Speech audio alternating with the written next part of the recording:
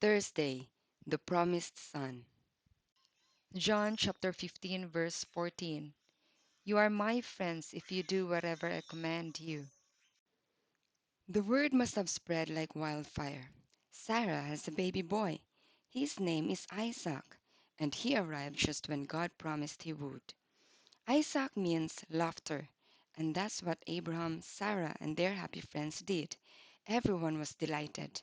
Well, almost everyone. Actually, there were two people who weren't happy at all.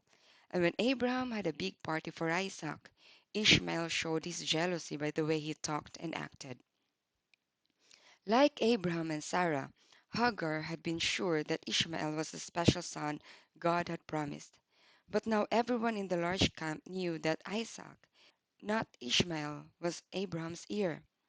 Because of the way Ishmael was acting, Sarah knew there would be trouble in their camp as long as he was there.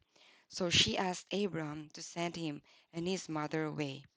Abraham was truly happy that through Isaac God's promise would come true. But Ishmael was his son too. How could he send him away? However, he knew Sarah was right, and when God told him to obey her, he did. For Hagar, the next day must have been something like the time she had run away from Sarah many years before, but this time Ishmael was with her. Once again, she felt helpless, alone, and didn't know what to do. Abram had probably given them enough water to last until they reached the next well, but they seemed to be lost. How frightening! What happened? Genesis chapter 21, verses 14 to 21. Genesis chapter 21, verses 14 through 21. And Abraham rose up early in the morning, and took bread and a bowl of water, and gave it unto Hagar, putting it on her shoulder and the child, and sent her away. And she departed, and wandered in the wilderness of Beersheba. And the water was spent in the bottle, and she cast the child under one of the shrubs. And she went and sat her down over against him a good way off, as it were a bow shot. For she said, Let me not see the death of the child. And she sat over against him, and lifted up her voice, and wept. And God heard the voice of the lad. And the angel of God called to Hagar out of heaven, and said unto her, What aileth thee, Hagar? Fear not, for God hath heard the voice of the lad where he is. Arise, lift up the lad, and hold him in thine hand, for I will make him a great nation. And God opened her eyes, and she saw a well of water, and she went and filled the bowl with water, and gave the lad drink.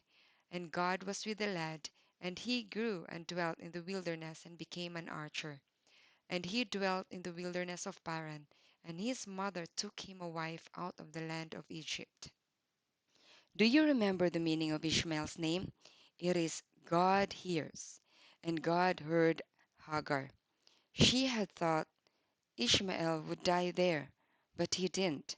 And as God had promised, his descendants became many. They still live in what is called the Middle East. It's nice to know that before he died, Ishmael chose to love, trust, and obey God as he had been taught. When Abraham died many years later, he and Isaac together took care of their funeral and burial. That's in Genesis 25 7 through 9. And these are the days of the years of Abraham's life which he lived, 160 and 15 years. Then Abraham gave up the ghost, and died in a good old age, an old man and full of years, and was gathered to his people. And his sons Isaac and Ishmael buried him in the cave of Machpelah, in the field of Ephron the son of Zohar the Hittite, which is before Mamre. Let's apply it. Can we always trust God to keep His promises, even if we don't know how He will do it?